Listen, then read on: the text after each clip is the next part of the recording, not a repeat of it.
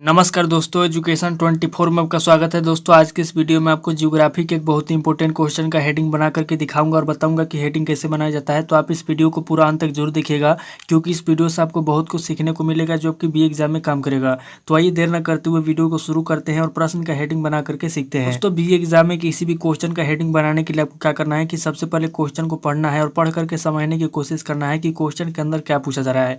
क्योंकि जब तक आप क्वेश्चन को पढ़ेंगे नहीं, समझेंगे नहीं, तब तक न तो आप उस क्वेश्चन का हेडिंग बना पाएंगे और नहीं आप उस क्वेश्चन के आंसर लिख पाएंगे। तो सबसे पहले क्वेश्चन को पढ़ना है और पढ़ करके समझना है। उसके बाद दूसरे स्टेप में क्या करना है कि क्वेश्चन के अंदर देखना है कि कौन कौन से पॉइंट दिया हुआ है जिसका इस्तेमाल करके आप हेडिंग बनाएंगे। जैसे दोस्तों यहाँ पे आपका जियोग्राफी का क्वेश्चन दिया हुआ है। अगर आपको इस क्वेश्चन का हेडिंग बनाना होगा या फिर अगर आपको इस क्वेश्चन के आंसर लिखना होगा, तब आप क्या करेंगे, सबसे पहले क्वेश्चन को पढ़ेंगे, पढ़ करके समझेंगे। उसके बाद दूसरे स्टेप में क्वेश्चन के अंदर पॉइंट को देखेंगे और तीसरे स्टेप में पॉइंट को लेकर के हेडिंग बनाएंगे। तो आइए दोस्तों बिना किसी देरी के हम लोग शुरू करते हैं और प्रश्न का हेडिंग बना करके सीखते हैं। यहाँ पे दोस्तों क्वेश्चन दिया हुआ है, मानव भूगोल से आप क्या समझते हैं, विस्तार पूर्वक वर्णन कीजिए। यानी कि क्वेश्चन के अंदर पूछा जा रहा है कि मानव भूगोल क्या होता है, मानव भूगोल से आप क्या समझते हैं, और आगे कह रहा है कि मानव भूगोल का विस्तार पूर्वक वर्णन कीजिए। तो यहाँ पे दोस्तों हम लोगों ने सबसे पहले क्वेश्चन को पढ़ करके समझ लिया कि क्वेश्चन के अंदर मानव भूगोल के बारे में पूछा जा रहा है कि मानव भूगोल क्या होता है, मानव भूगोल से आप क्या समझते हैं, और मानव भूगोल का विस्तार पूर्वक वर्णन करने के लिए कहा जा रहा है। यहाँ पे दोस्तों हम लोगों ने क्वेश्चन को पढ़ करके समझ लिया।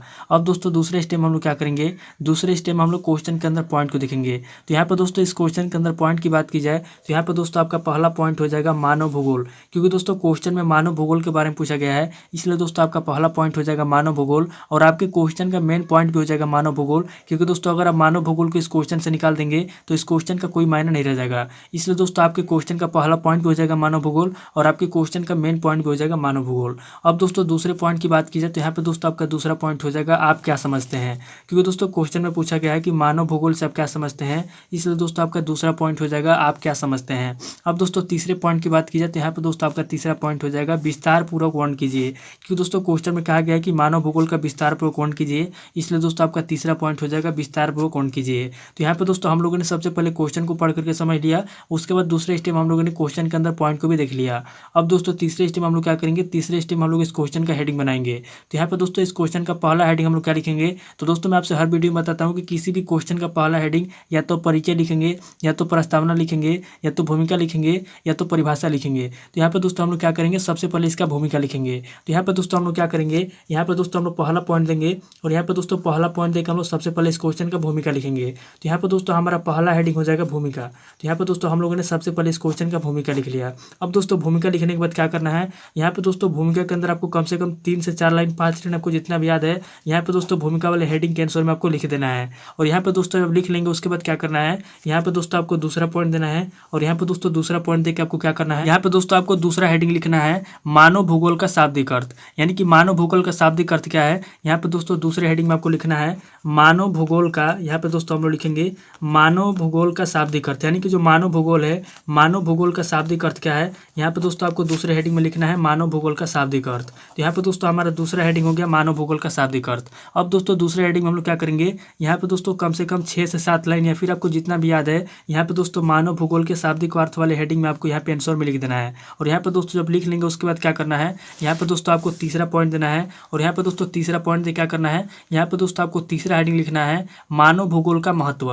यानी कि मानव भूगोल का क्या महत्व है, यहाँ पे दोस्तों हम लोग तीसरे हेडिंग में लिखेंगे मानव भूगोल का महत्व। यानी कि जो मानव भूगोल है, मानव भूगोल का क्या महत्व है, यहाँ पे दोस्तों हम लोग लिखेंगे मानव भूगोल का महत्व। तो यहाँ पे दोस्तों हमारा तीसरा हेडिंग हो गया मानव भूगोल का महत्व। अब दोस्तों तीसरे हेडिंग में हम लोग क्या करेंगे, यहाँ पे दोस्तों तीसरे हेडिंग में हम कम से कम यहाँ पे दोस्तों आपको कम से कम 7 से 8 लाइन या फिर आपको जितना भी याद है, यहाँ पे दोस्तों तीसरे हेडिंग में आपको इसके आंसर में लिख देना है। और यहाँ पे दोस्तों जब लिख लेंगे उसके बाद क्या करना है, यहाँ पे दोस्तों आपको चौथा पॉइंट देना है और यहाँ पे दोस्तों चौथा पॉइंट दे क्या करना है, यहाँ पे दोस्तों आपको चौथा हेडिंग लिखना है मानव भूगोल की विशेषता। यानी कि मानव भूगोल की क्या विशेषता है, यहाँ पे दोस्तों चौथे हेडिंग में आपको लिखना है मानव भूगोल की विशेषता। यानी कि मानव भूगोल की क्या विशेषता है, यहाँ पर दोस्तों चौथे हेडिंग में आपको मानव भूगोल की विशेषता लिखना है। और मानव भूगोल की विशेषता लिखने के बाद क्या करना है, यहाँ पर दोस्तों आपको कम से कम 8 से 9 लाइन या फिर आपको जितना भी याद है यहाँ पे दोस्तों इसके आंसर में आपको लिख देना है। और यहाँ पर दोस्तों जब लिख लेंगे उसके बाद क्या करना है, यहाँ पर दोस्तों आपको 5वां पॉइंट देना है और यहाँ पर दोस्तों 5वां पॉइंट दे क्या करना है, यहाँ पर दोस्तों आपको 5वां हेडिंग लिखना है मानव भूगोल की उपयोगिता। यानी कि मानव भूगोल की क्या उपयोगिता है, यहाँ पर दोस्तों 5वें हेडिंग में हम लोग लिखेंगे मानव भूगोल की, यहाँ पर दोस्तों दोस्तों हम लोग लिखेंगे मानव भूगोल की उपयोगिता, यानी कि मानव भूगोल की क्या उपयोगिता है। यहाँ पे दोस्तों हम लोग 5वें हेडिंग में मानव भूगोल की उपयोगिता लिखेंगे। और यहाँ पे दोस्तों 5वें हेडिंग में हम लोगों ने जो मानव भूगोल की उपयोगिता लिखा है, इसके अंदर हम लोग क्या करेंगे, यहाँ पे दोस्तों कम से कम 7 से 8 लाइन या फिर आपको जितना भी याद है, यहाँ पे दोस्तों आपको 5वें हेडिंग के आंसर में आपको लिख देना है। और यहाँ पे दोस्तों जब लिख लेंगे उसके बाद क्या करना है, यहाँ पे दोस्तों आपको छठा पॉइंट देना है। और यहाँ पे दोस्तों आपको छठा हेडिंग लिखना है मानव भूगोल का कार्यक्षेत्र, यानी कि जो मानव भूगोल है किन किन क्षेत्रों में कार्य करता है। यहाँ पे दोस्तों आपको छठे हेडिंग में मानव भूगोल का कार्यक्षेत्र लिखना है। तो यहाँ पे दोस्तों हमारा छठा हेडिंग हो जाएगा मानव भूगोल का कार्यक्षेत्र। तो यहाँ पे दोस्तों हम लोग लिखेंगे मानव भूगोल का कार्यक्षेत्र, यानी कि जो मानव भूगोल है किन किन क्षेत्रों में कार्य करता है। यहाँ पे दोस्तों छठे हेडिंग में हम लिखेंगे मानव भूगोल का कार्यक्षेत्र। और यहाँ पे दोस्तों छठे हेडिंग में आपको क्या करना है, यहाँ पे दोस्तों आपको 10 से 12 लाइन या फिर आपको जितना भी याद है, यहाँ पे दोस्तों आपको छठे हेडिंग के आंसर में आपको यहाँ पे लिख देना है।